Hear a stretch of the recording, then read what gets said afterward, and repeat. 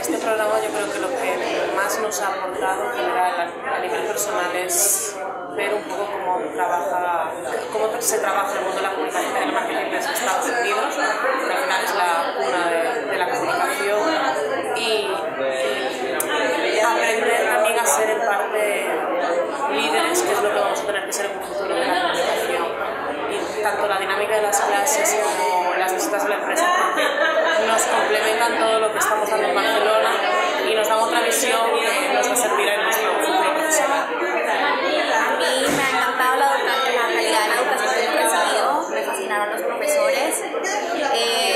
me sentí súper contenta de haber tenido la posibilidad de tener contacto con esas personas tan importantes en el mundo. Me fascinó la visita a las empresas, creo que pudimos ver en realidad cómo se maneja este mundo en la vida real,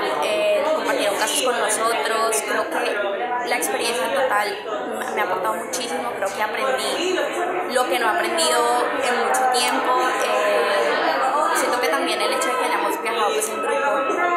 es algo bueno para todos, nos hemos conocido mucho más, hemos compartido con personas que no habíamos compartido, gente del máster online también que hemos conocido y nos han aportado bastante. Bueno, a mí sobre todo lo que me gustó y me llamó mucho la atención fue las visitas a las empresas, ¿no? Y que ellos hayan aportado los casos reales, ¿no? Cómo es que ellos han trabajado y cómo lo llevaron a cabo, y eso como que nos enriquece a nosotros para poder también tomarlo como ejemplo para en un futuro nosotros trabajarlo y practicarlo,